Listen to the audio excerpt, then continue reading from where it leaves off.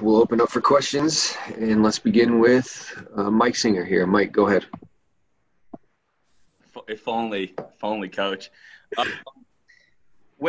Michael, piggybacking off of yesterday and what we were talking about in playing with joy and carefree, how much of your team's attitude stems from Nikola and the way he never seems to get rattled, even in elimination games?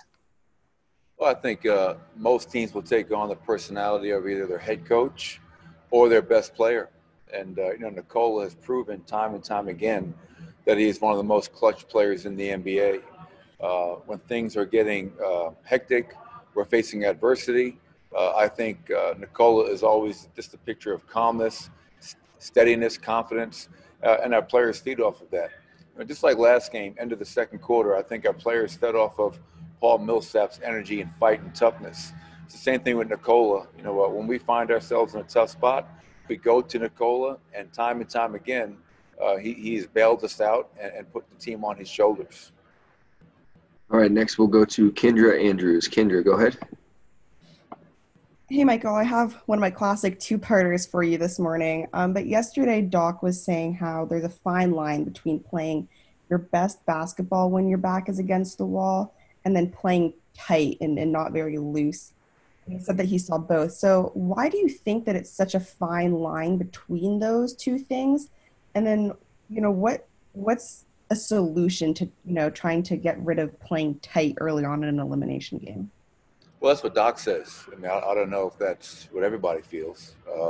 For me, I think when you're in these situations, especially for us being a young team who we love where we're at, but more importantly, we love where we're headed and who we're headed there with, all the young players, the core pieces that we have. But I think when you're in elimination games like this, go out there, relax, enjoy the moment. Don't forget the process that you're in the middle of, enjoying the journey. We talked about that. But also, I think I always go back to the most aggressive team is going to win in these situations.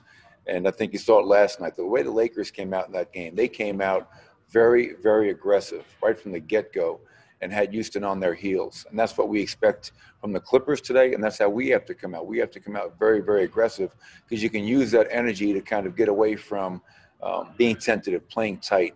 Because in these games, you can't afford that. And we've won 4 straight elimination games. I think our players kind of are very comfortable being uncomfortable. All right, we'll go back to Mike Singer here. Mike, go ahead. Hey, Michael, you guys have played a number of games in the afternoon or evenings throughout this whole series. Does this morning routine kind of mess with your order and routine a little bit? Well, it just messes with, the timing. Obviously, we've been playing at 9 o'clock every night, it seemed, until last game. At a 6:30 tip-off, and then now you go to 1 o'clock. So as all the NFL games are kicking off, we'll be tipping off. But at this point in time, I don't care if it's 1 o'clock, 9 o'clock, 7 o'clock. You have to be ready to play, and I think our players understand that. I'm sure they understand that as well. Find a way to get yourself mentally prepared to play a game, regardless of what time it is, and I expect that from our group today. All right, next we'll go to Mark Medina. Mark, go ahead.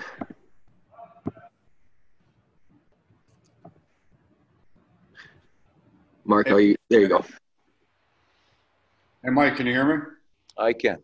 Hey, sorry about that. The resiliency that you guys have shown throughout the season and the playoffs, what do you think's been key in being able to develop that as a group? Well, I think it's something that it's been developed over 5 years. When I sit back and look at the 5-year journey that we've been on, from where we started, taking over a team that had won 30 games, to becoming a team 5 years later that back-to-back division titles, back-to-back 50-plus win seasons, getting out of the first round for the first time since the mid-'80s for the Nuggets. We built this step by step. We haven't skipped any of the steps in the process. But we've always been counted out. We've always been a team that was too young, not talented enough, whatever it might be.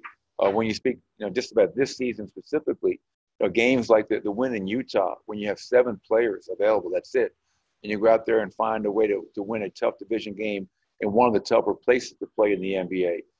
We win in Milwaukee, the best record in the NBA, on the second night of a back-to-back, where we get in at 4 o'clock in the morning.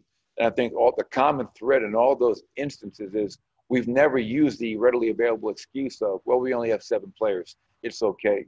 We got in at 4 o'clock in the morning. It's okay to go out there and lose.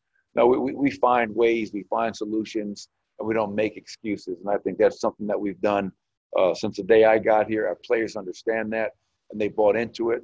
And that's why we're such a tough and resilient group, as you mentioned. All right, Coach, that will do it. We appreciate it. Thank you. All right, appreciate it. Thank you.